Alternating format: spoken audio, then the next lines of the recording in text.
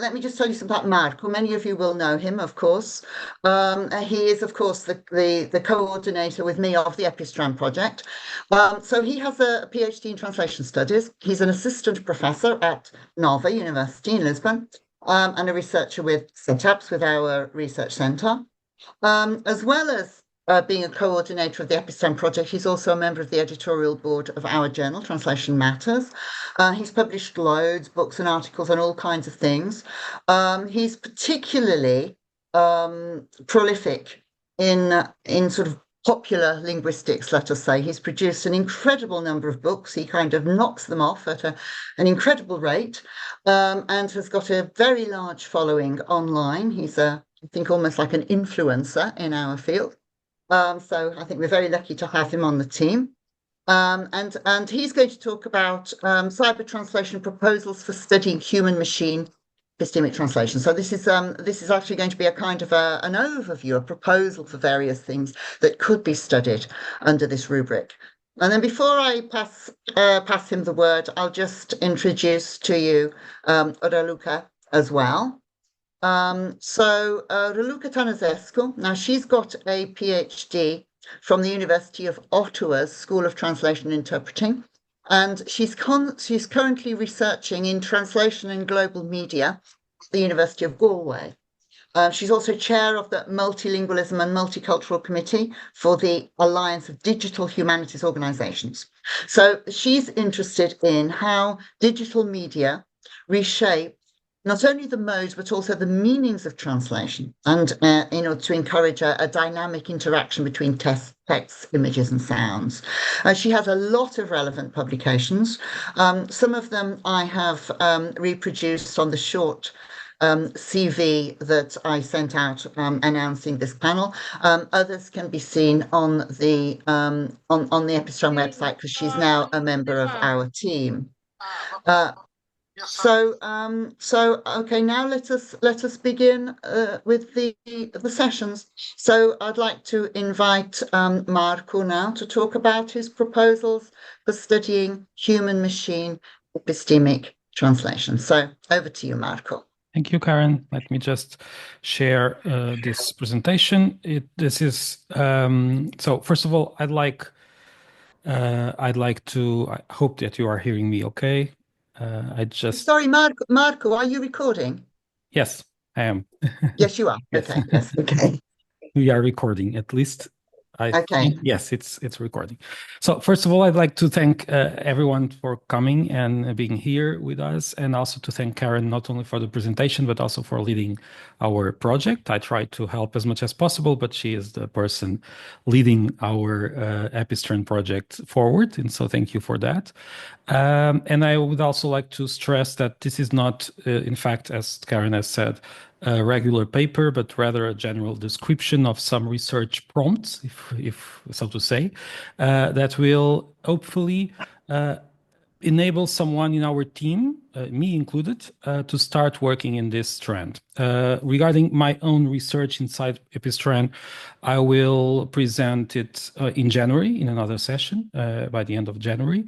It will, in fact, be related to what I was planning to present 1 year ago in our conference, and that I was not able to present because I was ill, and it was I would like to stress that I was very, very unhappy about that. But now in January I will present it. So the description on our website for this new strand, and let me just remind you about the 6 strands that we now have. The description for this new strand is cyber translation, human-machine communication, AI, analog digital translation of knowledge systems, and post-human epistemologies.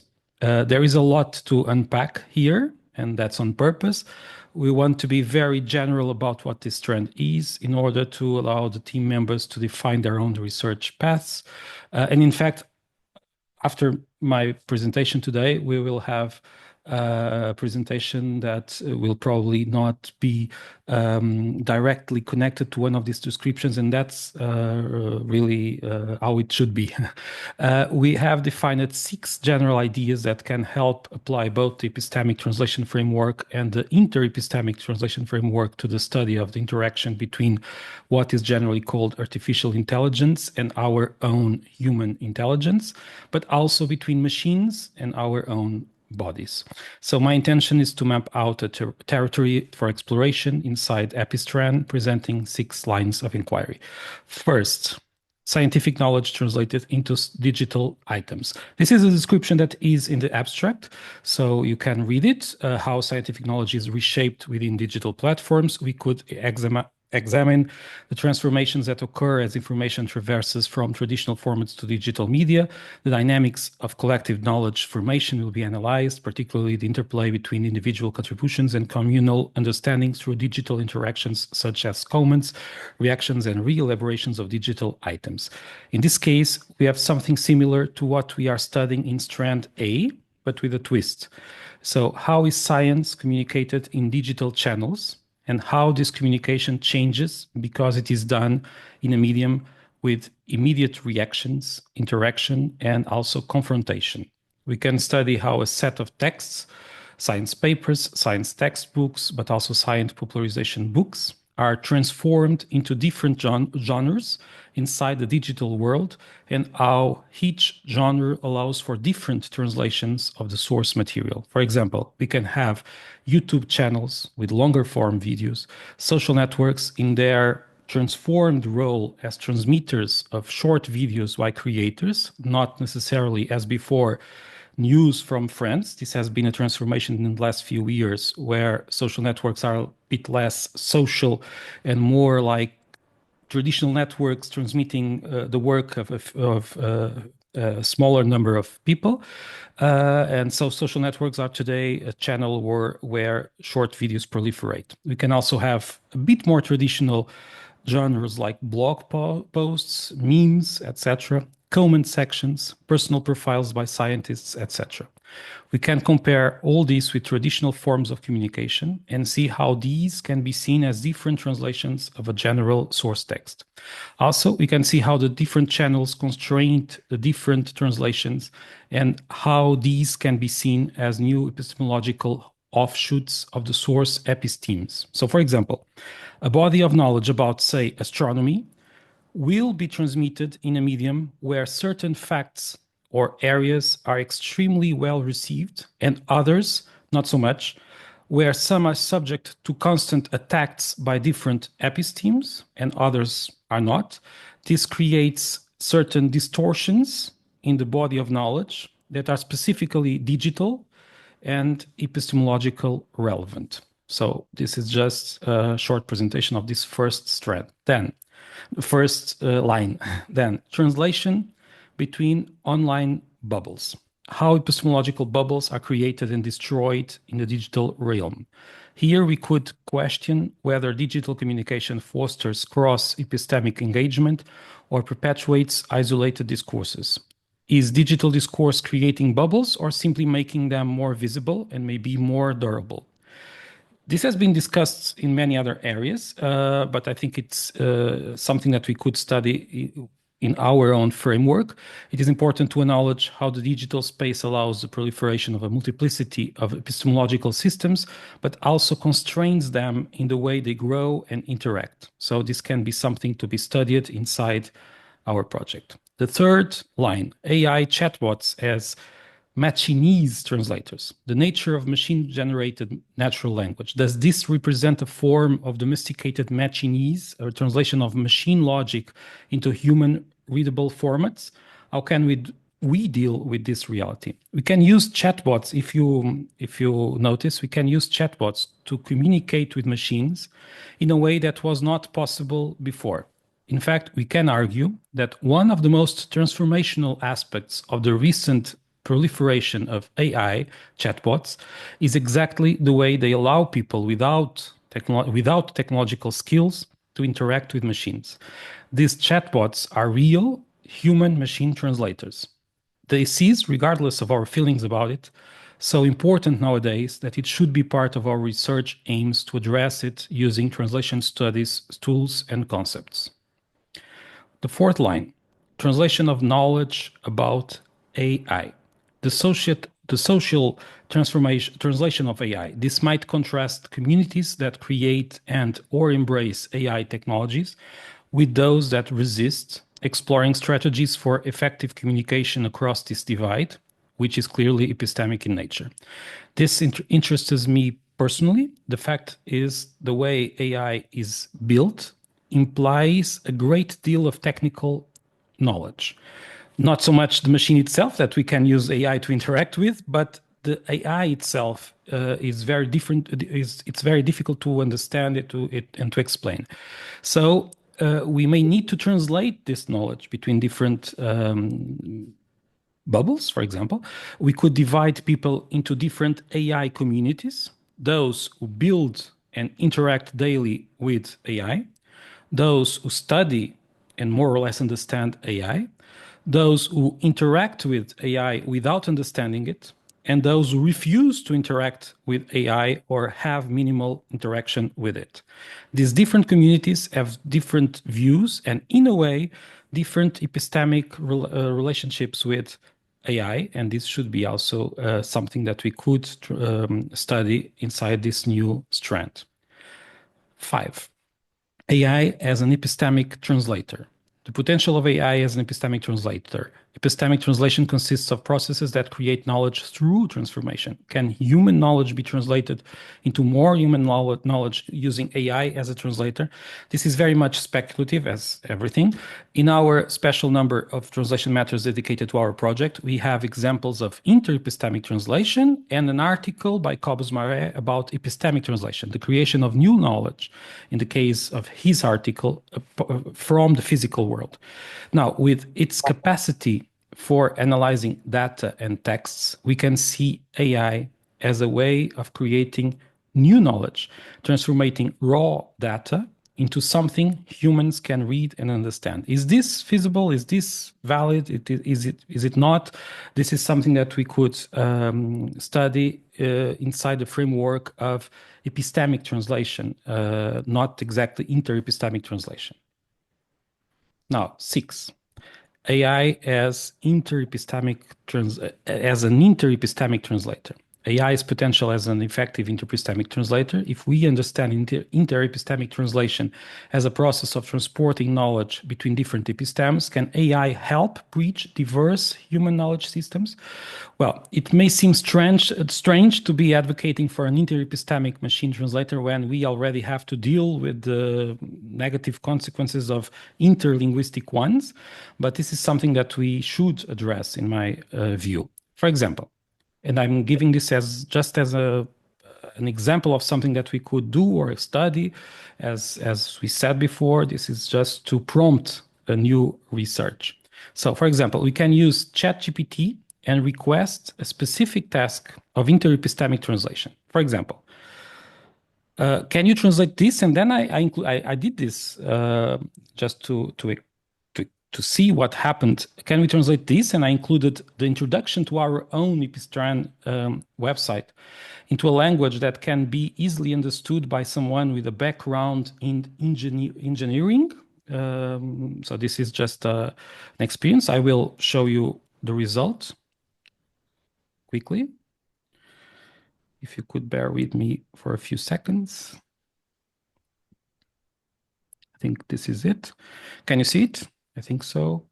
I can share this afterwards, and this is with this very irritating red, because this is supposedly in Portuguese and it's in English. Let me just try to change it.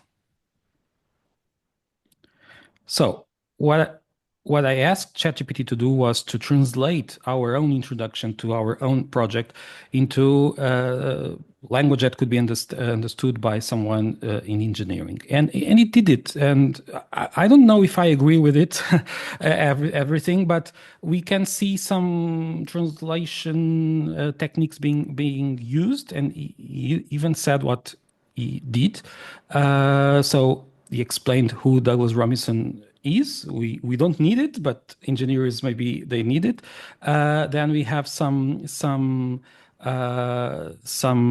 for example, metaphors between what's in our website and what an engineer would understand. It's written in a very detailed and bullet pointy way. This is an example of artificial interepistemic translation. We can agree with it or we can like it or not, but I think we should study what these systems can do as interepistemic translators, in fact. It's also relevant to see how AI chatbots create explanations that have their own biases, but are now consumed by people in general. Does AI present a specific epistemological framework when talking about astronomy, for example, when talking about something? This is connected to something that has been studied in other areas, the ingrained biases that AI has, for example, sexism, etc. But I think we should try to study it inside our own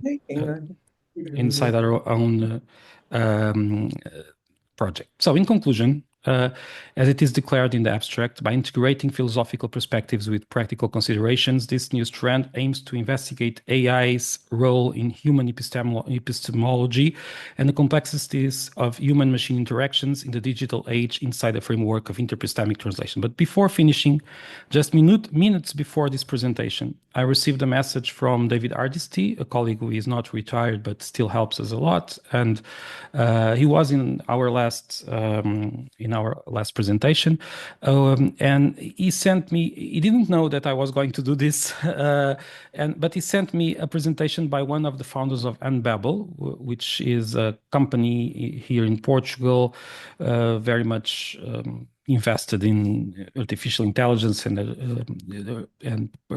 machine translation, etc. This was a presentation a few months ago. I didn't know about it.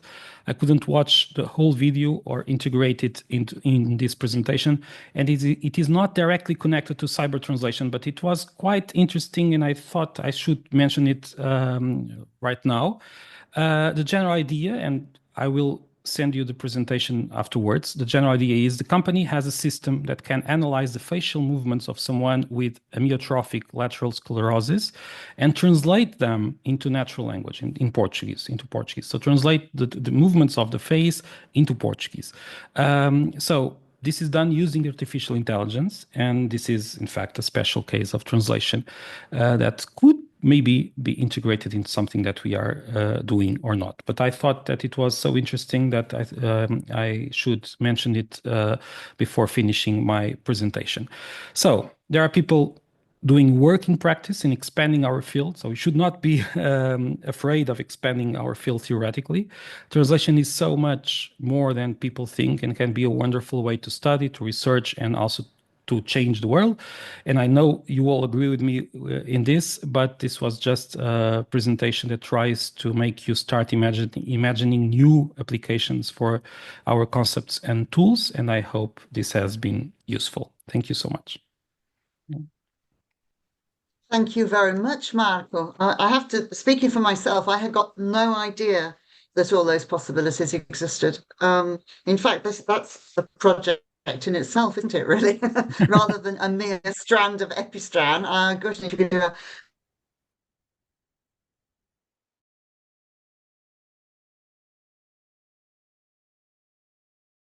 I'm sure there are going to be lots of questions, but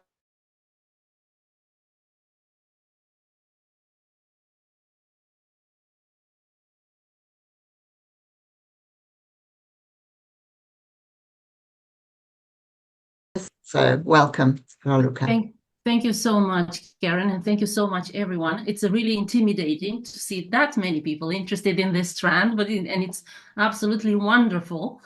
By way of full disclosure, what I'm going to talk today is basically inspired by my trajectory, in the sense that I did my PhD in Ottawa with an absolutely traditional thesis on literary translation, that was the initial idea, which ended up in a thesis on literary translation studied by means of digital humanities, at which point I completely dropped translation studies to work in digital humanities in the field of history of philosophy.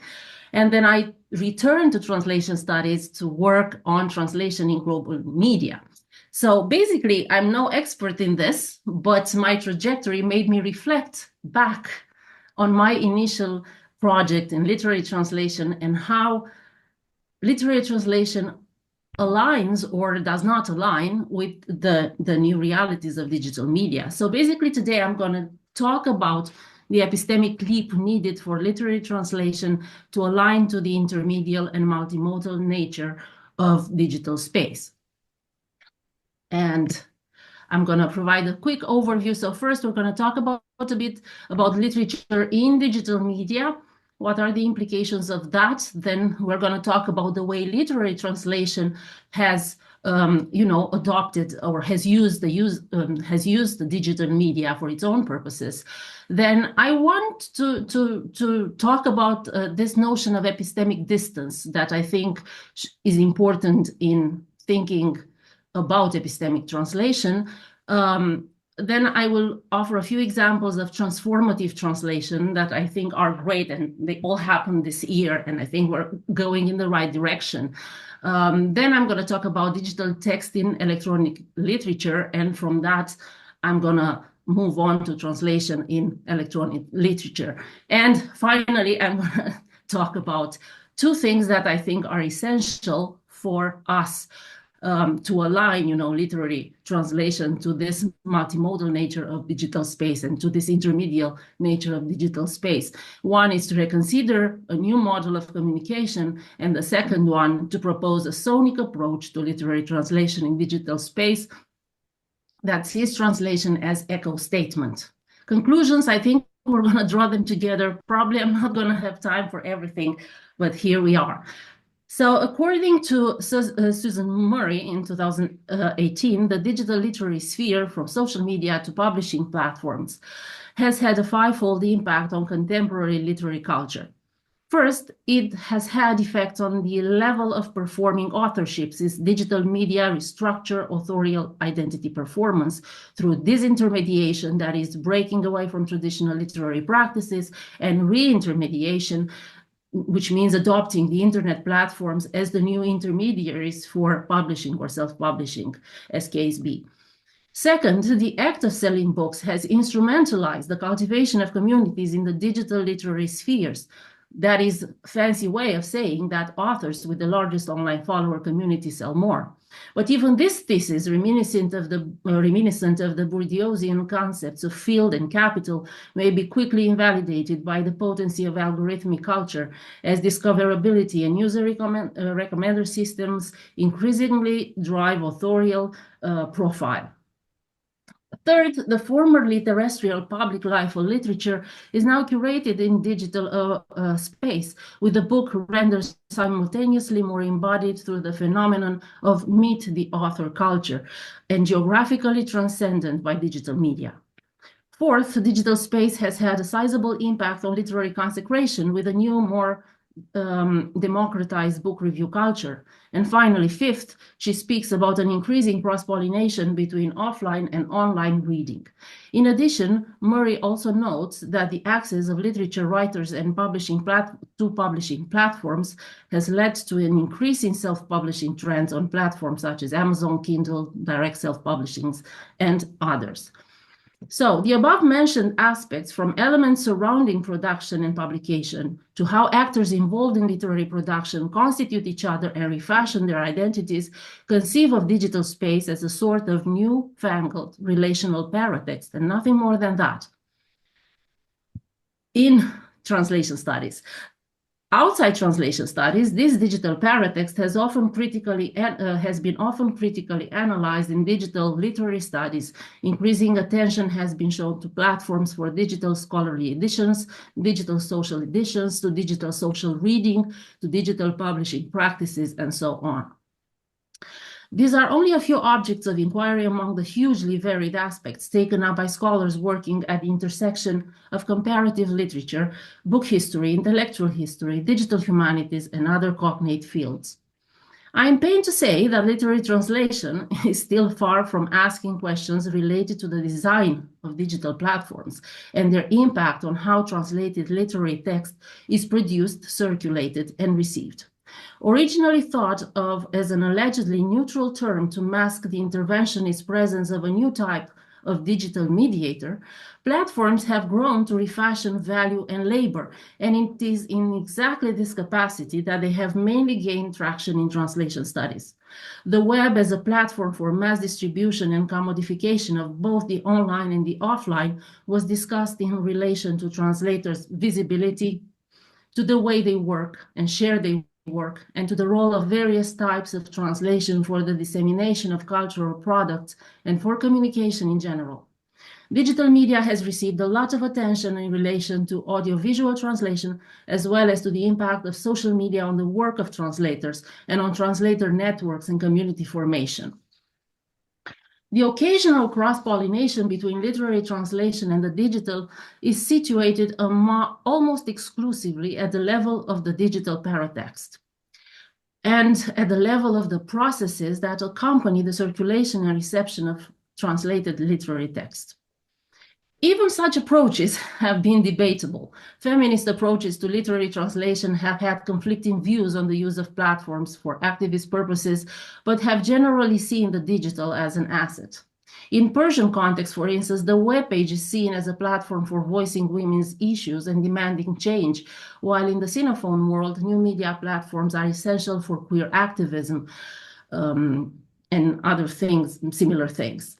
However, militant groups such as Les Bitches see the internet, social networks and platforms as tool of manipulation that can maintain and reproduce those same capitalistic mechanisms of exploitation, marginalization, and subsumption, and use the internet only to gap the geographical distance that separates its members. Other contributions examine the impact platforms like Goodreads or BookTalk have on literary readership formation, and note that digital space disrupts the temporality of the traditional literary translation market.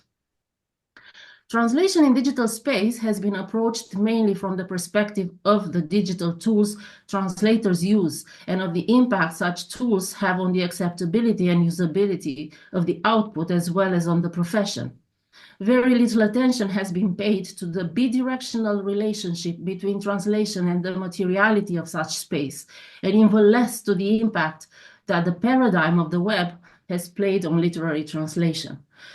Recent contributions, such as the one featuring Beyond the Translator's Invisibility, note that the performance of translation on digital platforms is rather reflected on the translator and on the translated text itself and the representation of translators than on the translated text itself, a perspective which should be enlarged to include multimodal perspectives, as suggested by Klaus Kindl in the same chapter. This is why it is imperative, I suggest, that we include the transformative role of the digital in the scholarship related to the materiality of literary translation and see translation as transmedial embodiment, both representation and echoic statement that reflects culture, ideology, and at least as importantly, text in its spatial and temporal dimension. At this point, I would like to launch this idea of epistemic distance that I basically thought about just as a simple person that thinks about what interepistemic or epistemic translation might be. And I think there's a huge epistemic distance between literary translation as we conceive of it in translation studies and digital space. So epistemic distance has been referred to mostly in religious studies and philosophy as a conceptual gap in knowledge, understanding, or awareness between two parties, such as between humans and the higher power, or between entities with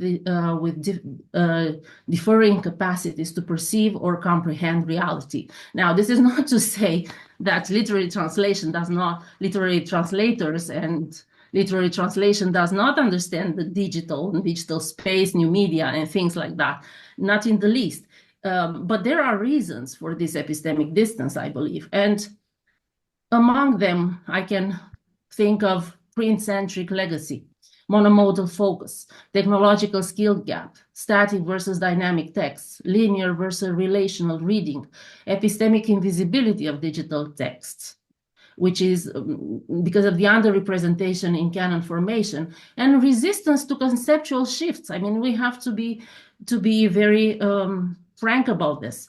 So resistance to epistemic translation, if we are to speak in the terms of this speaker series. But you may tell me, what are you talking about? Because there are people that work on AI and literary translation. But let me tell you this. I mean, this is the way I see it. Maybe I'm wrong. And I think this is one of the very few places where I can say that. Now, let us look at the book published this year in 2004. It's called Computer Assisted Literary Translation, a volume edited by Andrew Rothwell, Andy Way, and Roy Uday.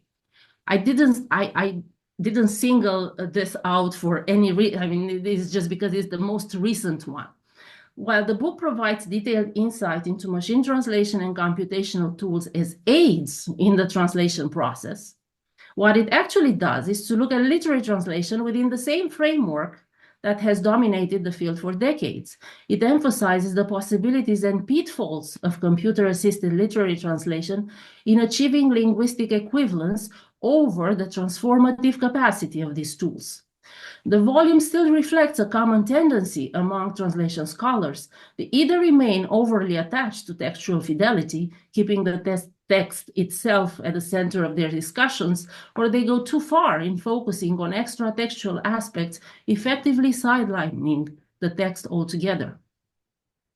What such interventions often hesitate to do is to interact directly with the text in innovative ways, opting instead for either preserving the original as closely as possible or focusing on external factors such as context and technology without reshaping the text itself.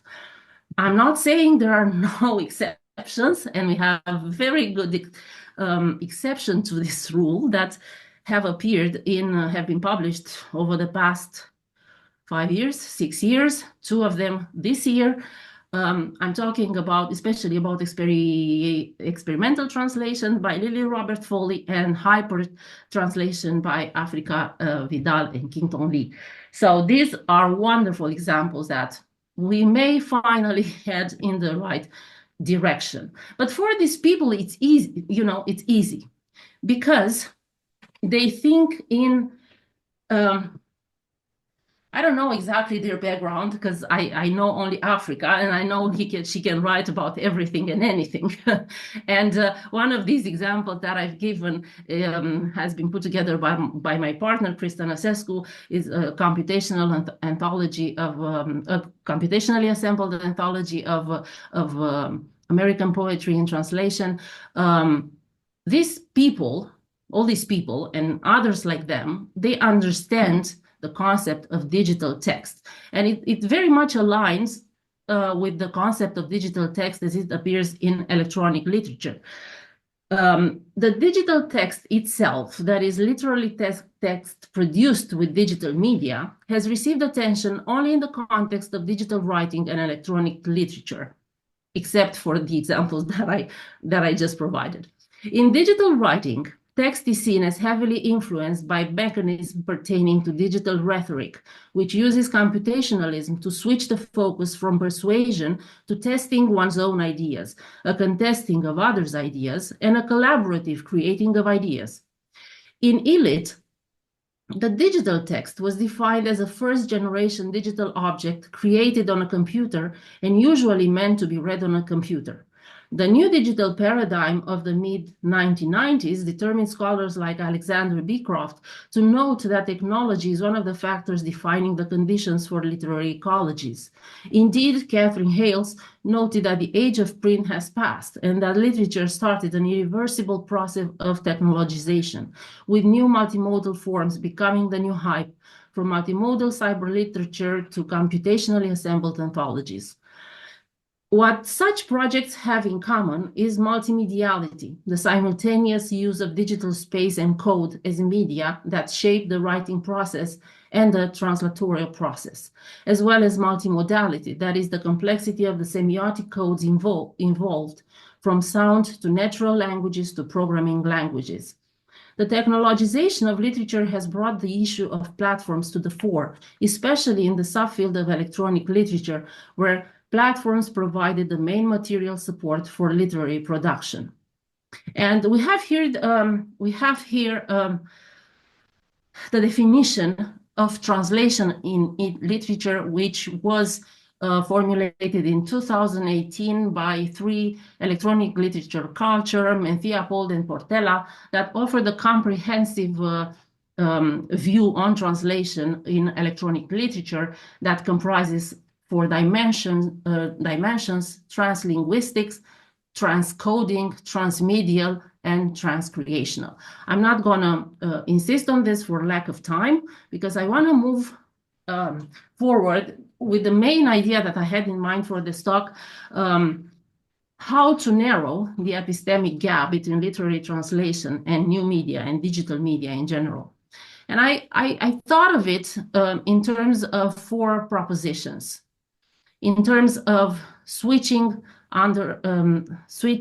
moving from an economy, moving towards an economy of attention. We know this is a concept advanced by Michael Cronin in 2006. I'm not gonna insist on it because it is well established in translation studies and it is easily accessible.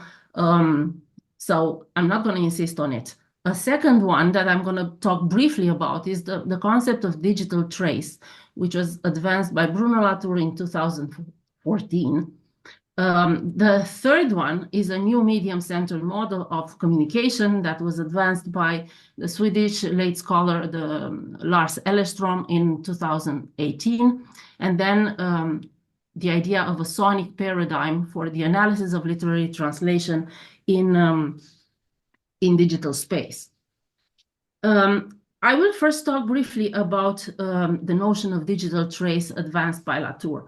In the social sciences, a field that marked a whole turn in translation studies in the early 2000s, the main novelty of digital media is to have produced an unprecedentedly extensive ensemble of inscribing infrastructure, that is, underlying systems, structures, or technologies that facilitate the recording, documenting, or inscription of information. I propose that a literary translation should move beyond being a mere imprint to become a digital trace suitable for computational analysis. A digital trace, unlike a static mark, captures the dynamic interactions and influences surrounding an object or a process. In the context of literary translation, this means translation should generate digital traces that can be analyzed and explored. This opens a new analytical avenues, allowing scholars to trace a translation's evolution, observe collaboration, and examine digital platforms' impact on its reception. Creatively, digital platforms invite translators to treat their work as dynamic and open to ongoing interaction and reinterpretation.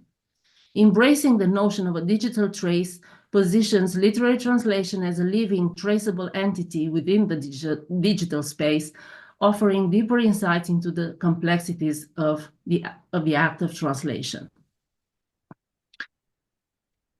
I will move now to new and old models of communication, which I think is something that we should really think about when talking about literary translation in digital space. I will go here. In his seminal article, A Medium-Centered Model of Communication, Lars Ellerström notes that all existing models of communications only consider verbal meaning and ignore the nonverbal. By model, he understands a clearly outlined cognitive scheme that is both described with the aid of language and depicted as a diagram. In Ellerstrom's views, medium is a very broad concept, which refers not only to mass media, but also media used in more intimate communication. Not only media based on external technological devices, but also media based on corporeality. Not only premeditated media, but also casual media. Not only media used for practical purposes, but also artistic media and so forth. That was a direct quote. Thus, it becomes apparent that Ellerstrom's propositions are relevant both to digital platforms as a practical and technological instantiation of the notion of medium, and to literary practices as its more artistic and intimate iterations. In addition, the late Swedish scholar rightfully noted that old communication models, the ones proposed by Shannon, Jacobson, Schramm, and Hall, see communication in technological fields as distinct from communication in other fields. Hence, we infer they are not fully suitable to describe communication in digitally mediated environments. Furthermore, noted Ellerstrom, models like the above-mentioned ones are models of one-way communication, while a medium-focused approach also caters for two-way communications and is more suitable for expressive acts, such as those underlying literary texts. There are four entities in the model he proposed. First, something being transferred, which he calls cognitive import. Second, two separate places between which the transfer occurs.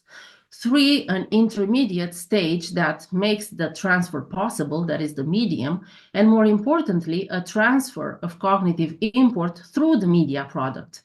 The media product, he notes, constitutes a crucial stage of transition, not only transmission, and it is only possible due to technical media, be it analog, such as print, or digital, such as digital platforms in our case, or any combination of such media. In the context of literary translation on digital platforms, Ellerstrom's medium-centered model of communication offers very important insights into the complexity of literary translation on these platforms.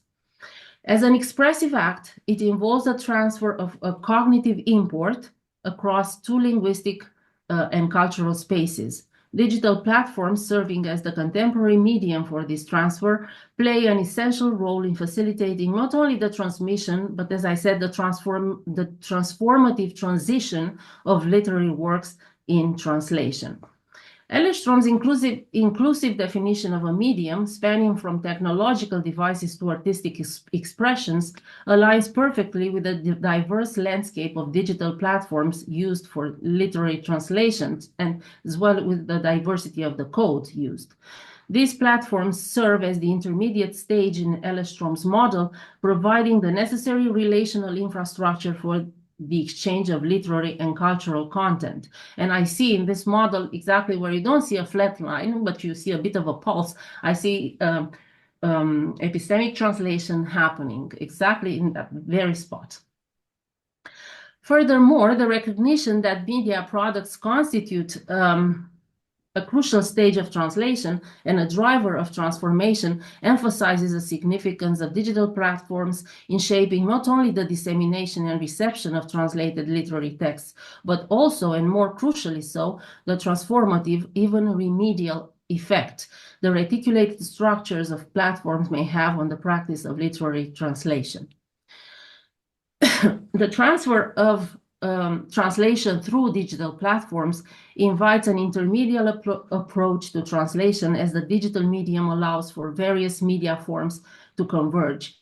Instead of limiting the focus solely to written text, an intermediate approach recognizes the potential for enriching translation through the interaction with different artistic and communicative media and by the coexisting of dissimilar codes.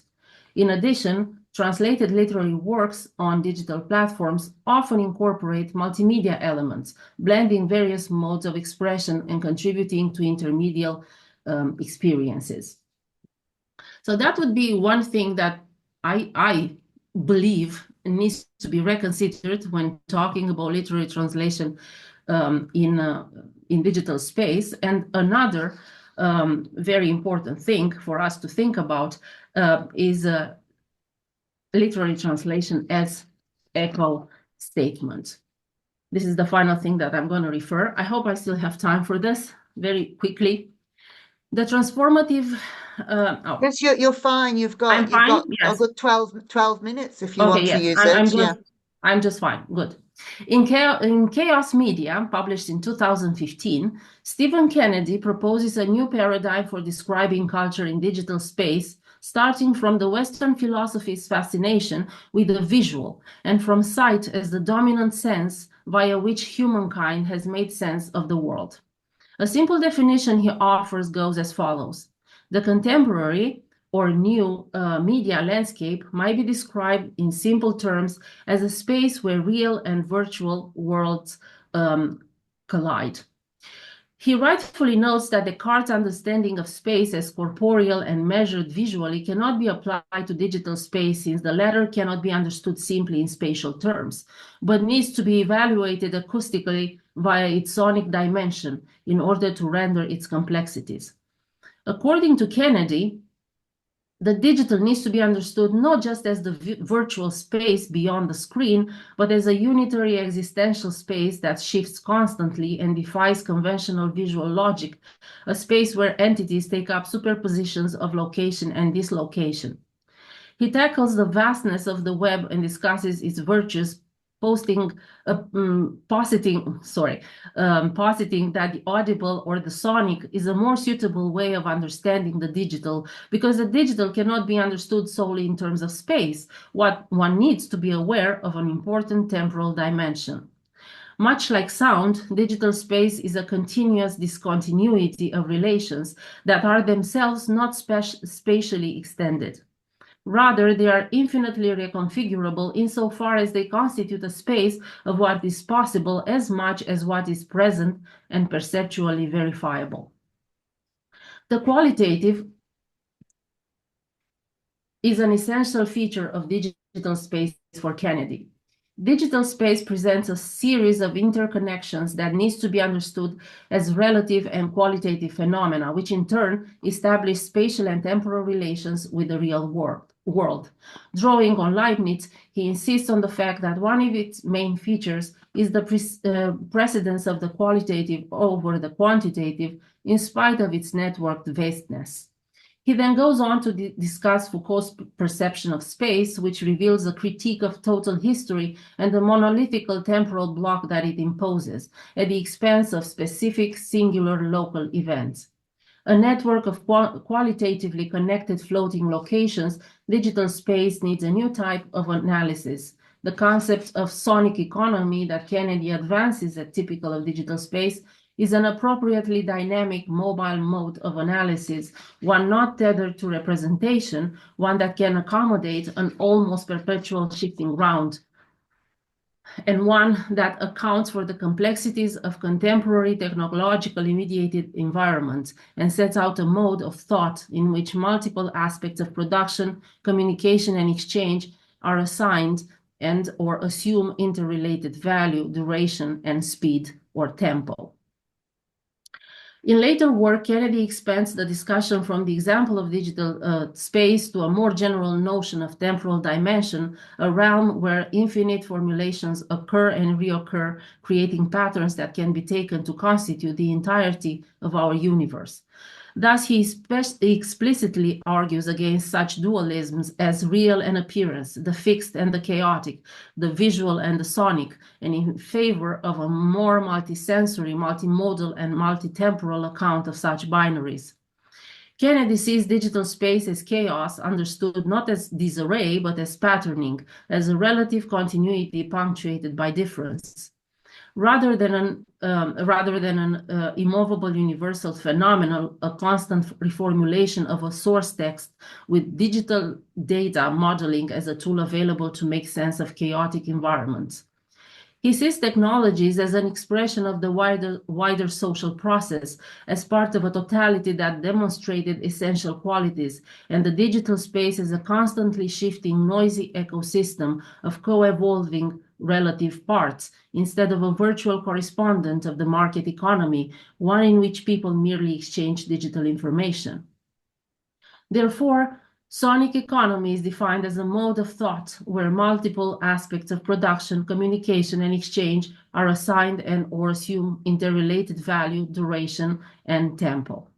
In much the same way, literary translation in digital space are freed of their spatial geographic limits. They are offered more opportunities to exist by themselves and in themselves, and at the same time, together with other translations from different cultures, thus all become freely traveling echo states or echoic statements or digital traces that can be modeled and examined as knowledge.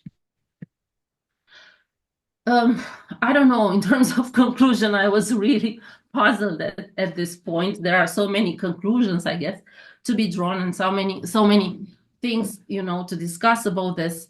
I think talking about Epistran models, medium center model of translation, and thinking about the sonic quality of digital space can help us to address the epistemic gaps in literary translation in new media, you know, because we need to acknowledge its multimodal, dynamic, and evolving notion, and evolving nature. I think there are three things that we really need to think about in relation to this topic. First, recognizing the cognitive and sensory diversity of our audiences, of literary translation audience. And here, the notion of economy of attention and sonic approaches help us. The second thing that we should think about is to leverage the affordances of digital technology to transform static text into dynamic entities. And this is where Latour's concept of digital trace may help. And also to emphasize the multimodal and relational aspects of communication in contemporary media. And this is exactly where the medium center model should play a role. I think this is more than enough for today. Sorry, I took so long. But by way of full disclosure, this is part of an article that is due to appear in The Translator, literary translation on digital platforms in the context of relational thinking in translation studies. And basically what I did was to take pieces of it and think about it in relation to epistemic translation. I hope it made sense. I hope it was not much of a patchwork. And I'm very tired. Thank you so much. Thank you so much, Raluca. That was fascinating. And I know I, for one, will be very much looking forward to reading that article when it comes out. If you could let us know when it appears. I will. I think there'll probably be a lot of people interested in that. Okay. So now we're going to pass to the questions. So I would ask you, Raluca, please, if you could stop sharing your screen so that I can better see all the people present. And then, and if I could ask people to switch on their cameras, please, so that, well, I mean, obviously, if you're respectable, I mean, if you're in bed or something, don't bother about it. But that will help me to see who would like to ask a question.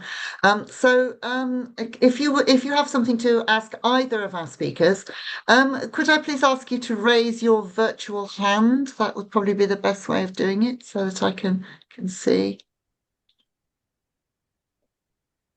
Everyone's always shy at the beginning.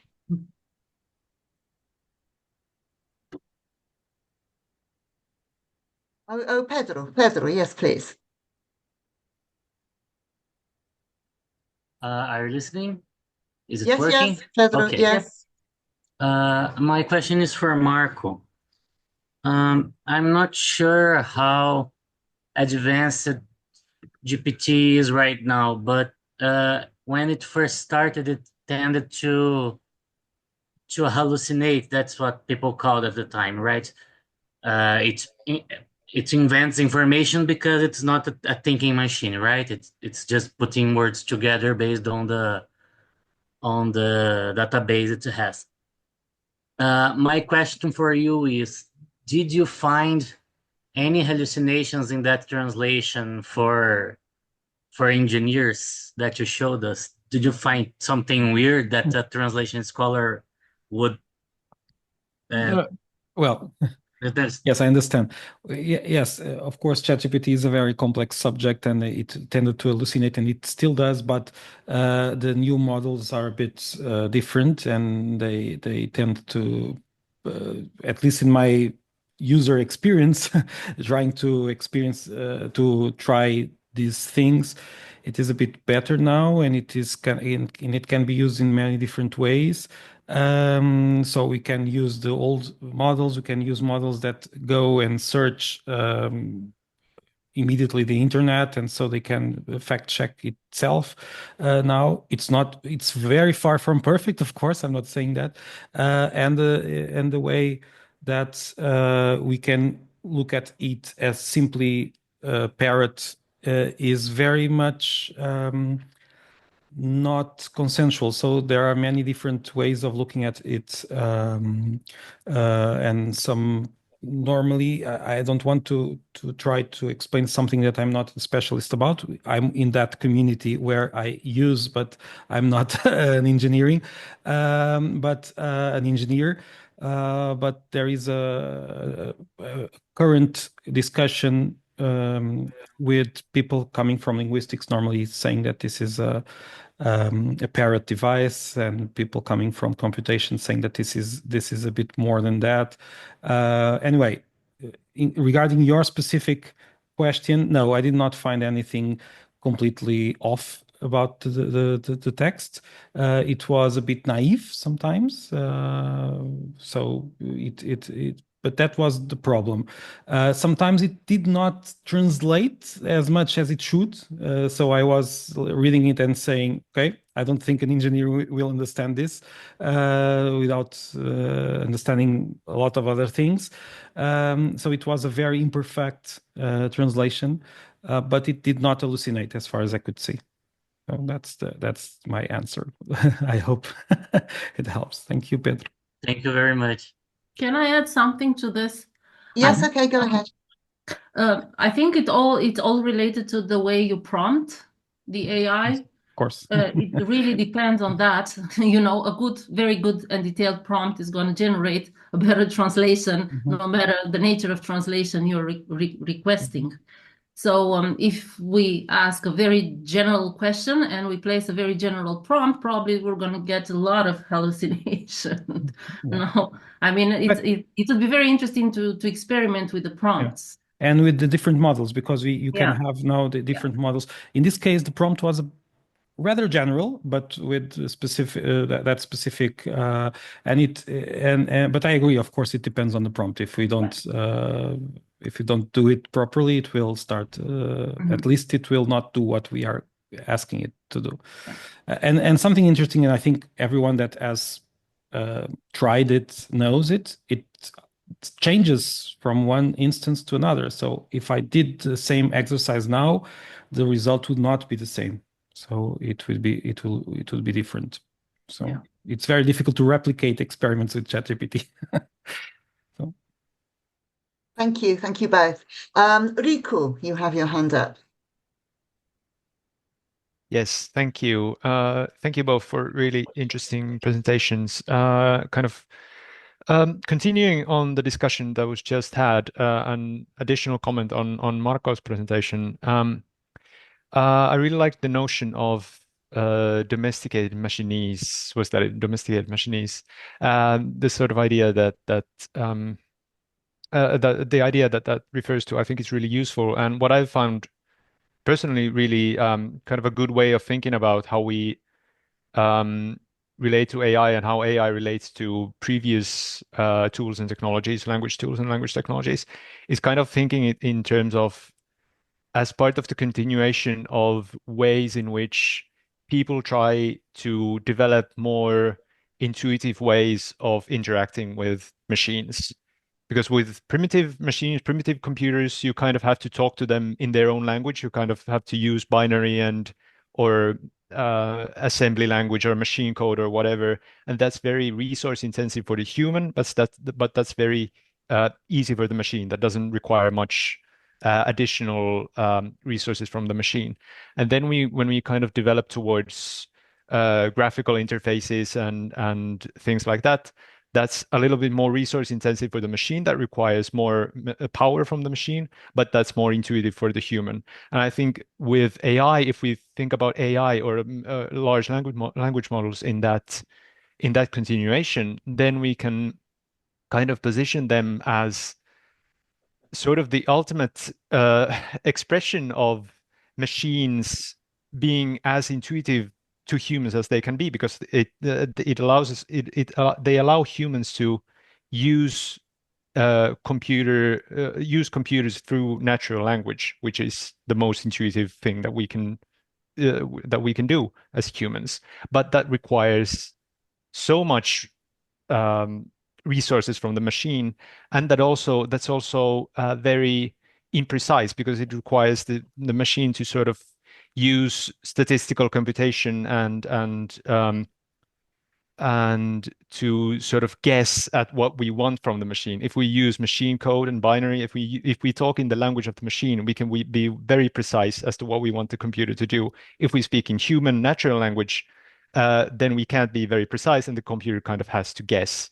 And that's, I think, a good way of explaining where hallucinations come from and things like this when we use AI.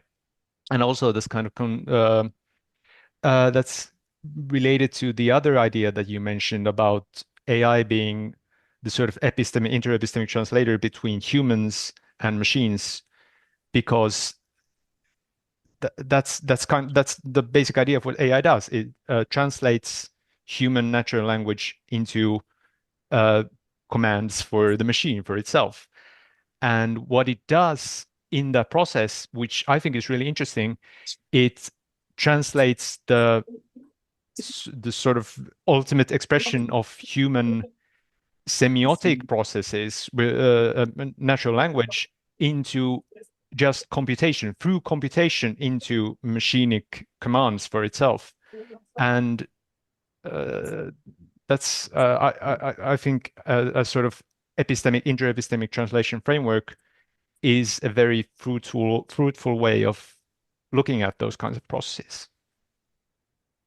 Yes, if I can answer, I fully agree with the fact that our framework is very productive and fruitful to look at these processes. And I won't add anything more, but I just wanted to give you two personal anecdotes that will well confirm what we just said. Of course, this is not very scholarly to use anecdotes to confirm it, but I think it's interesting.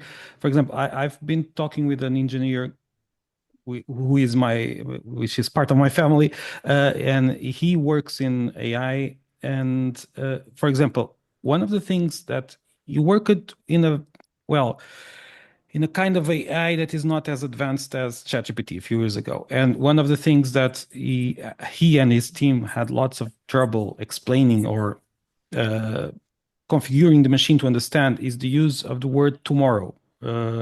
Just because we don't really know when tomorrow begins. For example, if someone asks a machine I have something to do tomorrow and it's 1 o'clock in the morning, the machine just doesn't know which day they are referring to. It's very difficult to understand because it depends on the context, it depends on the person, and sometimes the machine. And I asked him, how did you solve it? And he said, we didn't solve it. So the machine needs to ask the person the specific date. And so and I fully agree that we are progressing into, as I called in, the domestication of machines. So they are talking more like us. And I also had some experiences with people that are pretty much in the community of anti-technology, but strangely, some of them are very, very comfortable with, for example, ChatGPT in a way they had not been with all other technologies before, which is very strange. And there are specific cases of people like that, because this is we are in a place where the machines are talking to us in a domesticated form, and so I think this is very, very interesting. So I agree that this is very fruitful, and if someone wants to to do something inside this framework, I think we should try to work together because it's very interesting. Okay, thank you, Rico. Thank you, Marco. Elisabetta. Good evening, and nice to meet you all. I just wanted to share a very short comment and my experience about Marco experiment as well. As even before I started to study interepistemic translation, I didn't ask the ChatGPT to interpret a book, but it came from a personal need because I'm a PhD student in AI and translation. I have a background in semiotic and linguistics. My husband is a mechanical engineer, so almost we don't understand each other. And one evening I was trying to explain him the concept of semiosis and metasemiosis, which happens in communication and human communication. I tried so many times in so many different ways, but he didn't understand. He looked at me as I were a ghost or I don't know, an alien. So I asked GPT-4 to translate the concept of metasemiosis into a language that a mechanical engineer could understand. And it was kind of magic because it started to make a parallelism with a particular engine with a closed circuit that I didn't understand, but suddenly he understood what I meant with this, let's say, translation in his own language. It was a very nice thing because after that I started to make so many experiments, let's say, about this. And the strange thing was that I still understood what metasemiosis was, but I still couldn't get what this closed circuit had to do with metasemiosis. But in this way, he could understand my starting point. So I really had to thank AI in this case. So you have been working in this area for more time. Yeah. I didn't know about your experience, but it is very interesting because that's in practice and for a specific. So thank you for sharing. Yeah, it was very practical, no, because it wasn't abstract. It was really like saying this is a closed circuit. Imagine that in this process, when you create, there was a logic. So it was a good translation, I think, interepistemic translation. Thank you. I think we're definitely getting the idea of ChatGPT as being, in fact, a translator first and foremost. I mean, not just the example you gave us, but also what Riku said about it translating from human language into the language of the machine. You know, so I mean, there's a whole project there, isn't there, for us really to look at it in that way. We have a question from Mattia Thibault. It's very nice to meet you, Mattia. I know you're in transit, I think. Maybe you're not able to turn on your camera, or are you? Hello. Hey. Hello. Hi. So welcome to snowy Finland, and it was very interesting. It's a bit cold to hold my hand out while talking to you, so it will help me stay brief. But I also had a question or comment to Marco's presentation, and I really like the idea of the domestication of the machine. And I think it's also very important, and maybe especially in this field, to acknowledge how domestication is always a two-way process, right? So we domesticate animals and then we change with them. So we have, different gut bacteria in order to be able to digest cow milk because we domesticated cows. And I think something like this is happening with the machines, also from a linguistic perspective. And maybe it's very early, but if we think about, as Rico was mentioning, these older ways of communicating with machines, we can think of how, I have some programmer friends that sometimes use elif, so else, if, while using human language to talk because they just have the habit and there is not exactly a perfect translation in human language to say the same thing, right? And I think that imitating or mimicking the language that ChatGPT and chatbots in general use is something that we're likely to see happening more and more often. And I've seen it already being used as a meme, right?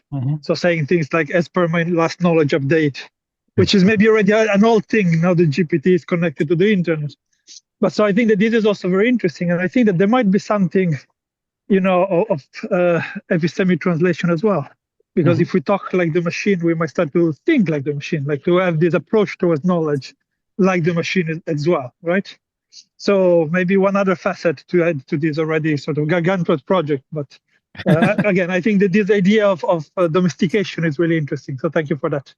Thank you, Mattia. And I would add something just briefly, that there is also the opposite effect, and as you say, the domestication changes the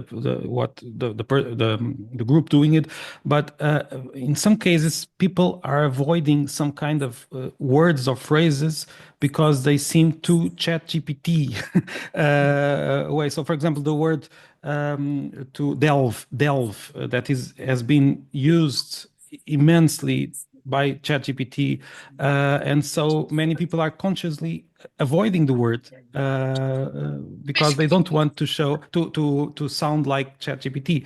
So ChatGPT is changing the way we use language because we may imitate it, or because we may try to avoid sounding like ChatGPT, and that's something that we will need to deal with, or at least acknowledge in the future. That's a very good point. Thank you. It's just to add, because it goes both ways, as you say. I know that David wanted to add something. I don't know if he can do that, but I can do because it sent me a message. David sent me that specific video. Right. David, are you able to ask the question yourself? I don't know. Can you hear me or not? Yes, perfectly. Okay, I'm outside, getting very cold at the dentist waiting room, and I've never used Zoom on a phone. Okay, two things. I'd like to ask Raluca. Yes. About literary translation, more literary consumption. Two questions. The first is, you can read a novel in a traditional book form, or you can read it in Kindle. Yes. Or you can get a spoken version. Yeah, an audible, yeah. An audible version. So what are the basic differences between consuming that piece of literature in those three ways, and are we sufficiently taking advantage of the opportunities? The second question is, you gave a talk about communication, including cognitive import, and you mainly you read aloud extracts from an article. Yeah. Did you consider the cognitive import changes in speaking that content rather than people being able to read it? Yeah, you're right. Yeah. In relation to the second question, you're absolutely right. No, I didn't. And this is something that I'm completely aware of. It was, it's a shortcoming of mine that I'm very aware of. So no, I did not consider that. And then if we think about the first question that you asked me about Kindle and this an Audible, if we think about it, the Audible is a monomodal in a way. It depends how you experience it, but it can be monomodal. Same about a Kindle. It's just text on a digital surface. It's not intermedial and it's not multimodal, right?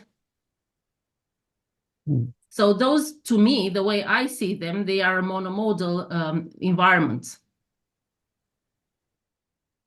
Okay, but when you read on a Kindle, you do have access to some facilities, for example, a dictionary, bookmarking, going forward and back through a search facility. Did that character really feel that 3 days ago? Let's go back and have a look. You do have some basic digital means of reading in a different way. Yes, you interact definitely on a Kindle. If you take the example of Kindle, of course you're gonna interact with the with the text in a different way. But what I was talking about was actually the way literary translation interacts with the medium. So literary translation on a Kindle is going to be exactly as an original, let's say, to preserve the binary on the same Kindle, and we're going to experience it in the same way. But how does translation itself change? It suffers a change, obviously, on a Kindle where you can, search up the meaning of a word, and it's a different kind of experience. But I'm actually not getting the question in this. Okay, let me give you an example of a spoken book that's not fiction, but is actually, I don't know, science. Would you agree we would have to change the content in the same way that, for example, in Portugal, there's a tradition of subtitling for films, but when it comes to scientific documentaries, there's a tradition of using the voice, dubbing, because the cognitive content really requires that. We have to change the mode of delivery because the informational content load is too much for subtitles. Would you agree that in a spoken book, we may have to modify the content of something like a science book? I know that's not literary translation, but I'm yes, just... of course. Yes, of course. Yeah. Okay. Of course. Because, each of us experience that medium may experience that medium in different ways. And of course, it has to be adapted to that. It has to be changed. Yeah. Of course, definitely. Yeah. Okay. Actually, Raluca, I mean, I'd actually like to ask you something, possibly a bit related to this, about a slide which you rather skipped over in your presentation. It was a slide entitled Translation in ELIT. Yes. And and you talk about three authors, one of whom was Portela. I was wondering if that was our own Manuel Portela. Yes, Manuel Portela, yes. But could you explain a little bit more the four dimensions? I thought they looked interesting, but you kind of went over them rather fast. Yeah, sorry about that. I just definitely did not manage time appropriately. So the first dimension was a translinguistic one, which is basically the translation between natural languages. So obviously there is that in electronic literature. Then we have transcoding, which is the translation between machine readable code and human readable text, and also between different programming languages and systems. Because, for instance, if we have a piece of electronic literature that has been generated with a certain program, when we translate it, we're not translate only the output, the text itself that has been outputted. We also have to think about the possibility of translating the code for the new language. Then they talk, and I will give. I'm going to give the example of these computationally assembled anthologies that I have been worked on with my partner for the past years. There has been, so basically in these anthologies we translated page-based literature. It's an unfortunate term, but this is what it is. That is print-bound poetry from one language to another. In this case, the first was from English into Romanian, and the one that that's currently forthcoming from Peter Lang is from English into French. So there was that, but then we also had pieces of electronic poetry that were generated with a certain program that was available only in English, but would not work for the Romanian, for instance, because it was monolingual and it would not have worked in the same way in Romanian. So we had to find another piece of program that worked in the same way, but that we could use for the Romanian translation. So that was the transcoding that they were talking about. And then they're talking about the transmedial, which is a translation between different media and semiotic modalities, right? Such as text, sound, and visuals. We had a piece in one of these, I'm just going to give these examples from this anthology because they are very recent and very familiar to me. For instance, how do you translate visual poetry, right? So you have to, there is a lot of visual poetry in electronic literature that doesn't contain only code or only the visual dimension or the sonic dimension, but contains all of them. So you really need to translate between these modalities. And the fourth dimension was the transcreational. And that's basically translation as a creative compositional process and a shared creative practice. And this is a concept from Haroldo de Campos, right? Yes. So these are the four dimensions that Maria Mejia, Zoran Pold, and Portela, and Manuel Portela, yeah. You guys are What is the name? What is the title of their book? It's not a book. It's it's an article. An article. I think it is titled Translation in Electronic Literature. I don't remember exactly, and I didn't put it in my, but I'm going to send it to you. Thank you. Thank you. Marco, I'm thinking we need to invite Manuel Portela to be part of our project. Exactly. We've got somebody literally on the doorstep for me because I'm actually in Coimbra at the moment. So literally on the doorstep, we need to have him involved. Madeline, you would like to ask a question? Yes, thank you, Raluca and Marco, for very interesting presentations. And I was trying to make sense of this sonic perspective, which I have to admit I wasn't aware of. And I assume that it's taking a calc from the properties of sound and translating it into epistemic perspective, particularly the relational and the temporal. And at the same time, listening to Marco about the concept of tomorrow being very difficult or impossible for AI to achieve. And effectively, tomorrow is a deictic, so presumably AI has problems with all deictics. Is that right, Marco? Yeah. It depends on the specific deictic, but because sometimes they can understand by the textual context, but yes, it's a problem because they don't have a body. They are not near us, so it's a bit more difficult for them. So I agree in general. Yeah. So it's effectively the embodied and affective dimensions that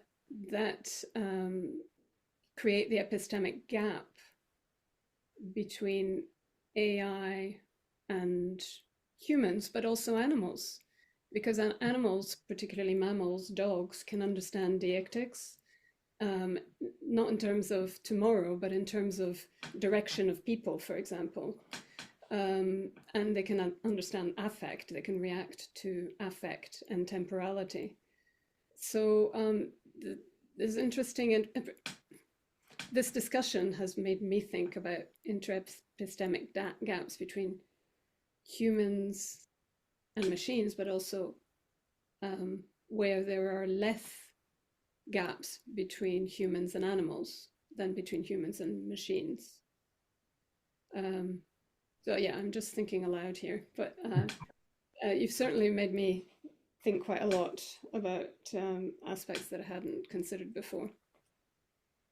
Thank you so much. I think Stephen Kennedy is fascinating. I don't know whether he has published lately, but I really resonated with him. And it's basically, I guess it's basically because of his take. I think it's the complexity-based approach that he takes in his books. I mean, only the title, if you think about it, is still Chaos Media. It's exactly what Africa is arguing in her hyper translation book. Basically, it reminded me a lot of that. But thinking about this and bringing all these perspectives together, Africa's Deleuzian, take on it. And Stephen Kennedy, that comes from the side of new media. I think it's fascinating the way things are going and the way we're starting to conceive about translation. Thank you, Raluca. Now I'm afraid Marco is going to have to leave us now because he has a lesson. I have a class now. Sorry about that, but keep going if you wish. But I need to go. So and thanks so much for all the questions and for being here, and we'll keep talking. Okay. So thank you. Thank you very much, Marco. Thank you. I don't know, Africa, did you want to reply to Raluca? Did you want to add anything about your book? Thank you very much. You could do some promotion if you want. Promote your new book. Thank you very much, Raluca. Nothing to thank me for. Thank you.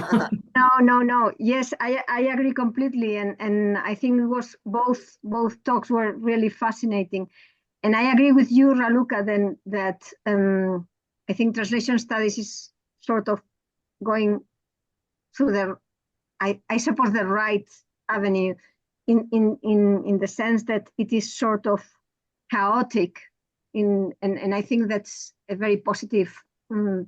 Yes, exactly. Chaotic and not structured and in that sense it's also at least what we try to do in our book was to be playful and ludic. Yes, in that sense. So it opens many, and I was also thinking with Marco, what he said about tomorrow, I think it was fascinating.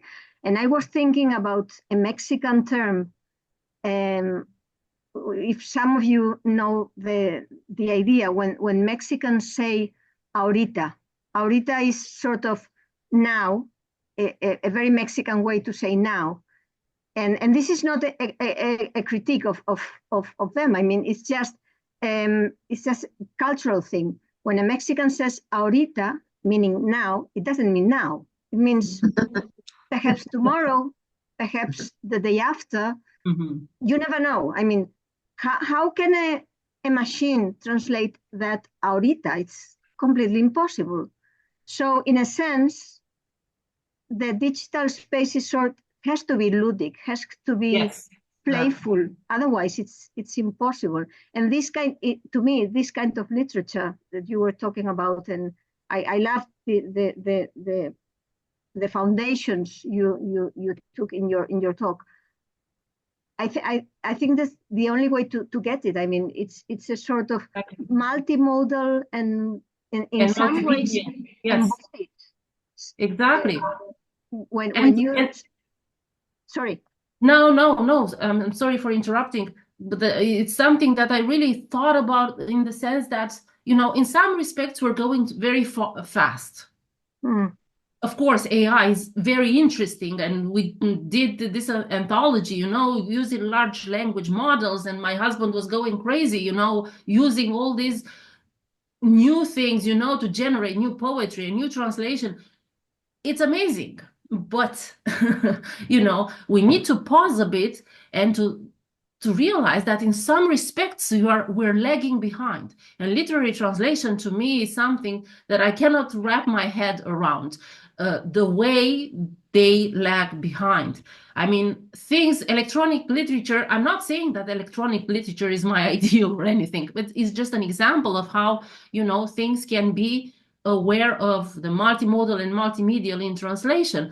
And literary translation is somewhere, 2 decades, behind. And finally, things are happening. And I was thinking about Lily's book, I will just go back to the slide because I put there and I was thinking about this. Her book is amazing. I mean, her and my husband should then talk about this. But the way that the book is presented, they say the history and future of an alternative oppositional translation practice. So she uses AI to experiment with translation, and she does it brilliantly. But if you say the history of the future of an alternative oppositional translation practice, it means, what does it mean? Basically, it means that the epistemic gap between literary translation and the digital space is so huge that you can interpret this as an act of opposition, right? Or the focus should be inversed. The epistemic gap, the focus should be on the epistemic gap. Yes. Mm-hmm. Okay, we do actually have one more person wanting to ask a question, so we're going to make this the last one, okay? And it's Sankle Vieira, okay? So just very quickly, Sankle, if I'm pronouncing your name right. I know it's a question for Raluca. Can you hear? Yes. Just about. Yes. I was reading your chapter. I'd like to congratulate you for the chapter. It's very brilliant. And my ask is a comment too. I was thinking about what you provoking me with the chapter. What is literature? And you were talking about in the Congress in France, in Sorbonne, with an author is that was the woman that faced not only the code language as dictionary thing, but the JavaScript, the author, the French woman, faced her literature with the JavaScript language to produce a piece of work, must be. And I was thinking about this being in literature. I don't know if you proposed this in your chapter. I thought this was brilliant and make me light my mind about this. It's not facing the paper with the code and dictionary, but the JavaScript language and your art and your code facing the code of a machine tool and digital tool to make literature.